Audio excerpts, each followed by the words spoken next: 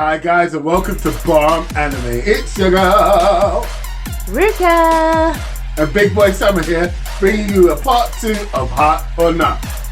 Welcome to this episode of Hot or Not Part 2. Today, the Great Pretender is in the hot seat again.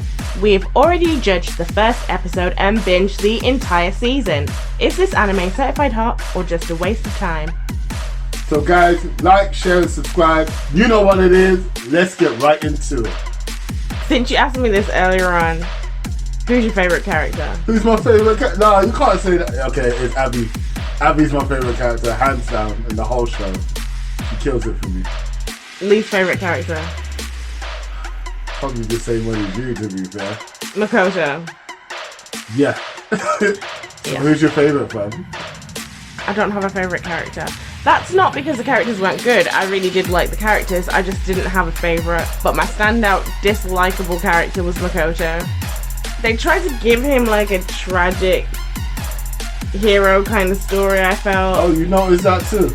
Like they gave him the tragic backstory of his dad, who seemed to be this great guy, going to prison for fraud, and then everybody sort of judging him based off of what his dad had done. And then ultimately, he ended up in the same kind of place that his dad ended up in, which was the wrong side of the law. And he didn't actually do anything, but he still ended up having to pay for that crime. I didn't see him as a tragic hero because of that reason.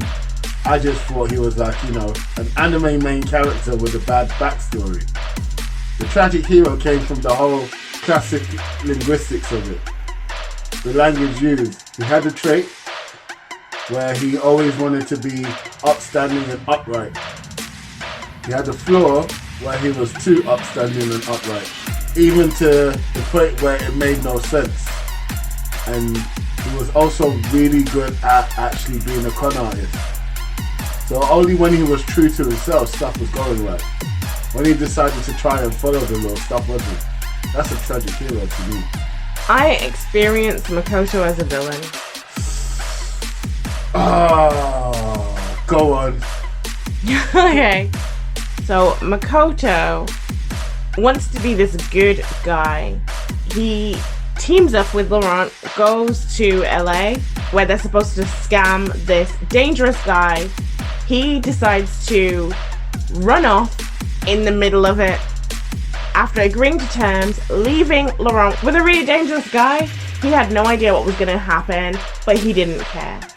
Then you've got him again, and then he turns on everyone, hands them over to the FBI. That could have gone so wrong. As far as he was concerned, he had done what he did. He didn't apologize to anyone. He didn't say sorry, and he just looked down his nose at them like, oh, I'm better than you because I'm an upstanding person and you're a con artist, as if he wasn't swindling people this whole time. At least these con artists have a code and they don't go after innocent people. He didn't care who he went after. He went after anyone, and as far as he was concerned, even though it ended up being one of Laurent's guys, thought he swindled an old lady. Yeah, that's only one example of him being a villain. I've got more. The list is long, but please take the floor. Yeah, so okay, I can see where you're going with him being a villain. I mean, I'm just gonna say he's not a good guy. He's too naive. As you said, he didn't care who he hurt as long as he got what he wanted. That's not a team player, especially when you're doing something on this kind of scale. There was no trust there until maybe the third one. And even then, what did he do in the end?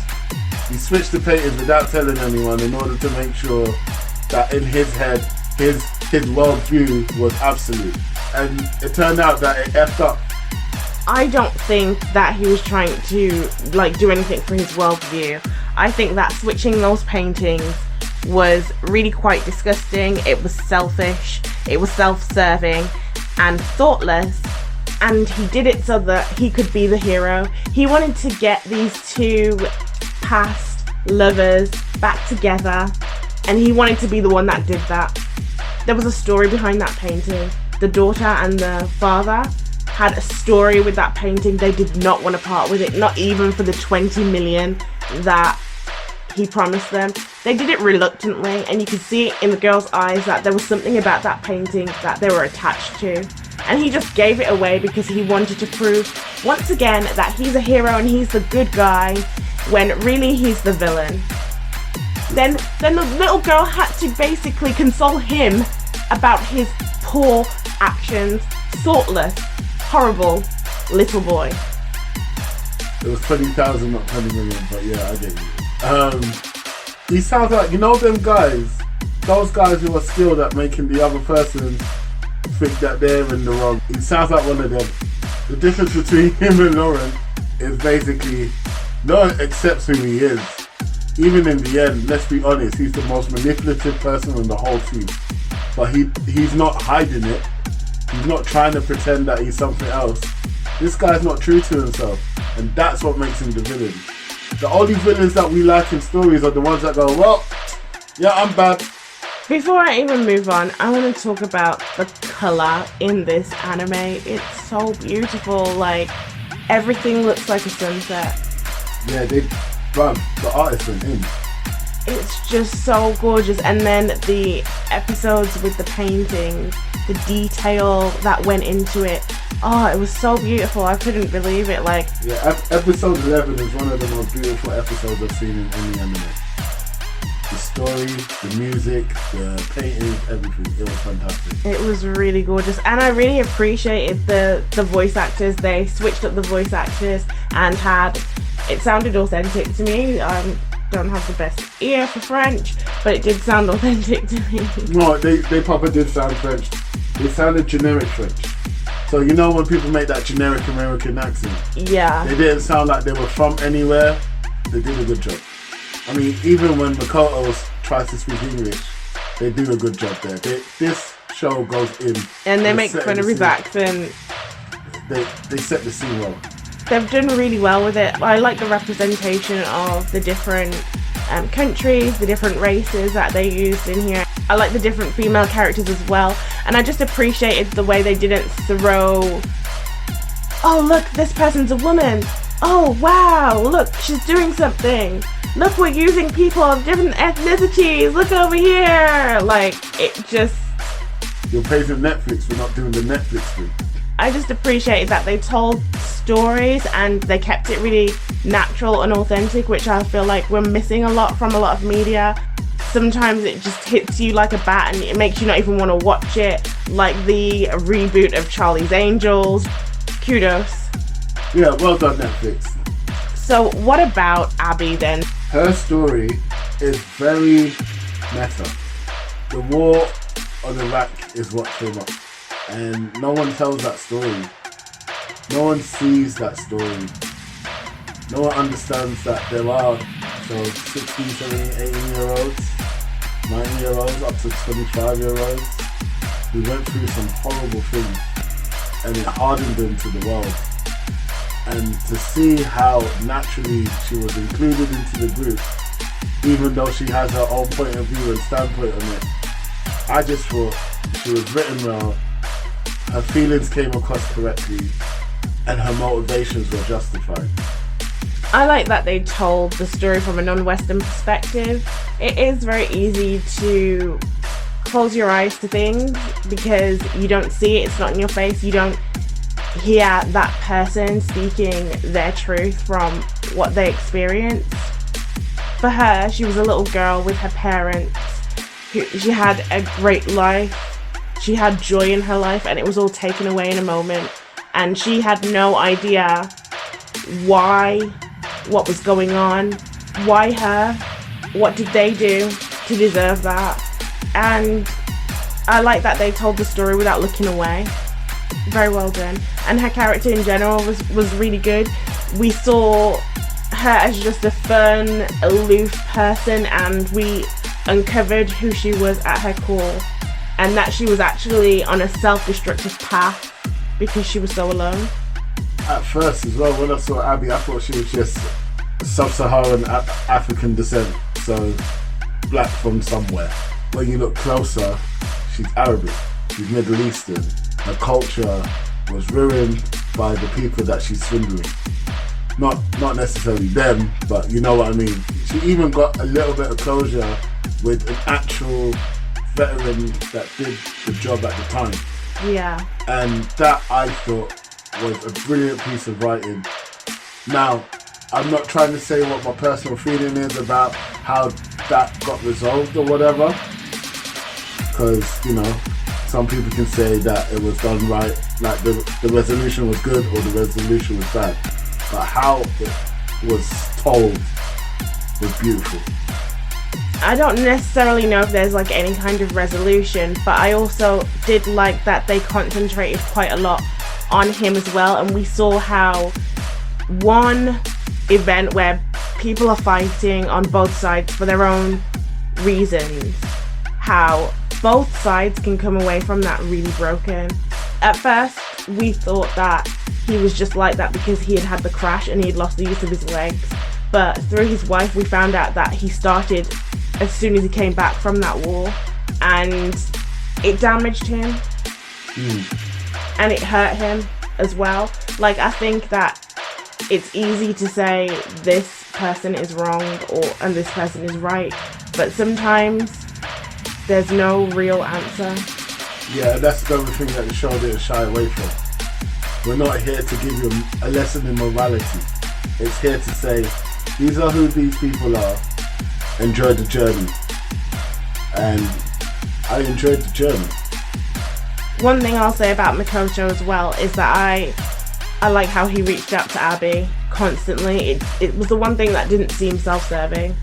He was genuinely worried about what she was doing to herself and where she was, and he constantly reached out to her no matter how many times she rejected him or was horrible, because he could hear that she was actually crying for help. So he wasn't just one thing either. Makoto, although I didn't like him, there were good parts in him, and even his selfish sides. He was trying to do the right thing, to do the upstanding thing. I think he was trying to repair his family's reputation in a way for his mom. Yeah, of course. She's the one who suffered the most here. And he was a child, so he was taking on the man's role that he thought he needed to take on. But he's still a child. Like, I'm not sure how old he is, but I feel like he's still in school. He's probably mature enough to not be in school, but he's... So you're thinking like 16, 17? He might be even a little bit older than that, maybe 19, 20. Okay, but fair enough. His mind isn't there. Yeah, his mind is quite young. And that's probably because he had to try and grow up so fast. Not only did his dad get sent to jail, but also his mom got sick, and he's having to deal with all these extra responsibilities that he can't really handle. So I can't just say that he's just a bad character, because I can understand. I've not had his story, but he's written so well that he's like a tangible person. Yeah, I give you that. The tangibility is there. So what did you think about this anime? So I think I originally said it was a hot, and I did give it some cold water on certain aspects. I was right. It's a hot. Definitely watch this anime. But I was wrong in what I said about it in the first episode, that it was very predictable, because it isn't. It kept leading me down paths where I'm going, I know what's gonna happen. No, you don't, bro. That's literally what I kept getting through. And these cases were written so well that they span over episodes correctly. These cases were well thought out. The plans had multiple contingencies. Everything was great. And I have to admit, I was wrong in the first episode, but I was right as a hot. I have to agree that I thought it was predictable, and it wasn't as predictable as I thought it was. It had so many twists and turns that I wasn't expecting. I wasn't really here for that. And it wasn't just hustle, it was much more than that to me. It was so well done. Yes, I had the aspects of it. It did still give me some hustle vibes, but this had such a deep story. It's a hot, for sure. It's definitely a hot. We were right about that. We could see its potential right away. They just haven't shied away from anything. I really loved everything about this anime. Here's $1 million question for you though. Should it get a season 2? It is getting a season 2. Yeah, but should it? Hell yeah, it should. They've prepped us to get the backstories of everyone. Laurent is obviously next. I think Makoto might be next. No, Laurent's next. That's my prediction. And we'll find out on November 25th when the second season comes out on Netflix. I'll be watching. Will you? Don't forget to like, subscribe, and share. Peace.